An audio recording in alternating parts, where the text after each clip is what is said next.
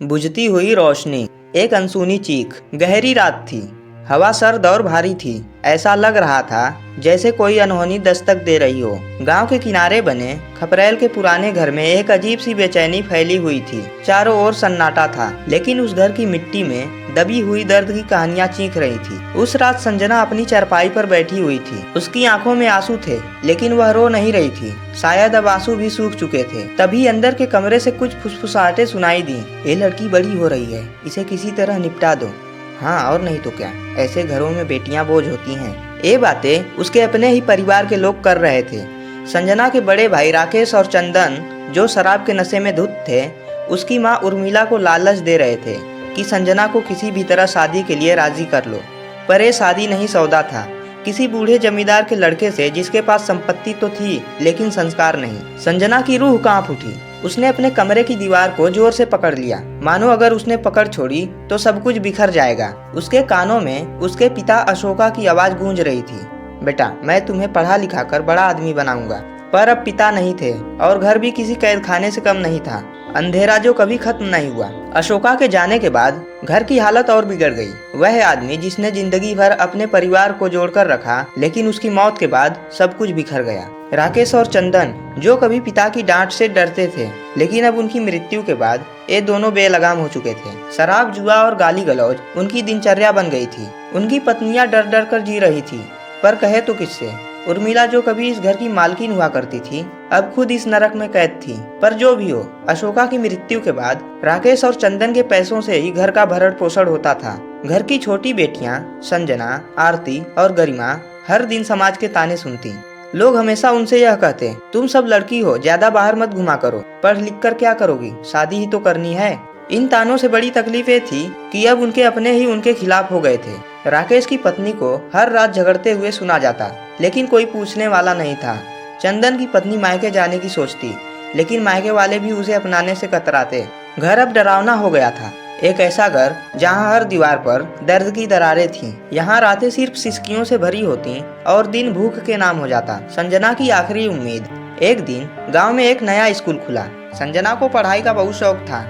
उसने माँ से कहा, माँ, मैं इस स्कूल में पढ़ना चाहती हूँ। पर राकेश ने जोर से दहाड़ते हुए कहा, तू स्कूल जाएगी? पढ़ लिख कर कलेक्टर बनेगी क्या? घर में झाड़ू पोछा कर वो सीख। उस दिन संजना को एहसास हुआ कि अब इस घर में रहना उसके लिए जहर खाने के बराबर है। रात होते ही वह चुपके से अपने कपड़ों का बैग उठाकर दरवाजे की ओर बढ़ी, पर तभी गरिमा ने उसका हाथ पकड़ लिया और कहने लगी, दीदी, मुझे भी साथ ले चलो। संजना ने उसकी आंखों में डर, उम्मीद और एक अजीब सी बेबसी देखी, पर वो उसे साथ नहीं ले जा सकती थी। उसने कहा, तू अभी छोटी है, बस किसी तरह अपना ख्याल रखना।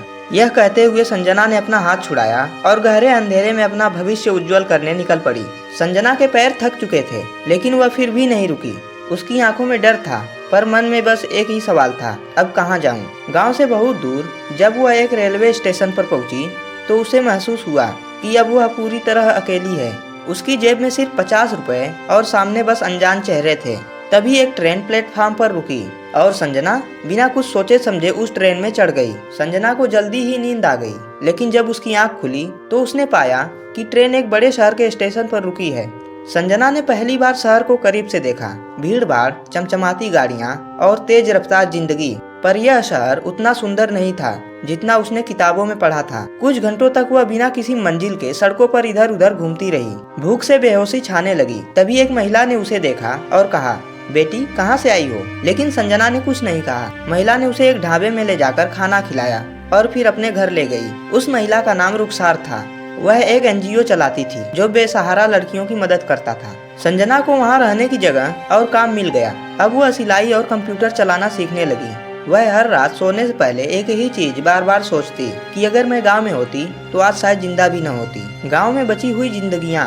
उधर गांव में संजना के भागने की खबर चारों तरफ आग की तरफ फैल गई। देखा, ऐसे घरों की लड़कियां भाग ही जाती हैं, जरूर किसी के साथ भागी होगी। बस यही शब्द लोगों के मुंह पर सुनाई देते। पर उर्मिला शर्म से घर के अंदर छिप गई। अब राकेश और चंदन की हालत पहले से भी ज्यादा बिगड़ गई। ये दोनों अब रोज शराब के नशे में डूबे रहते और आपस में खूब लड़ाई झगड़ा करते। वह घर की औरतों पर अपनी हार का गुस्सा निकालते। एक दिन राकेश ने आरती से कहा, एक अच्छा रिश्ता आया है, शादी के लिए तैयार हो जा। आरती ने विरोध किया, मुझे अभी शादी नहीं करनी। पर उसकी आवाज किसी ने नहीं सुनी। उस रात जब सभी सो गए, गरिमा ने देखा कि आरती अपना सामान इकट्ठा कर रही है। उसको यह बात समझने में जरा सी भी देर नहीं लगी कि अब आरती भी यह घर छोड़कर जा रही है। गरिमा घबरा गई। उसने तुरंत आरती का हाथ पकड़ लिया और कहने लगी, दीदी अगर तुम भी यह घर छोड़कर चली जाओगी तो मैं यहाँ बिल्कुल अकेली रह जाऊंगी। पर आरती के पास और कोई रास्ता नहीं था। उसने जैसे तैसे करके गरिमा से अपना हाथ छुड़ाया। वह तुरंत घर से बाहर निकल गई और देखते ही देखते वह अभी अंधेरे में कहीं गुम हो गई। गरिमा अब अकेला महसूस करने लगी।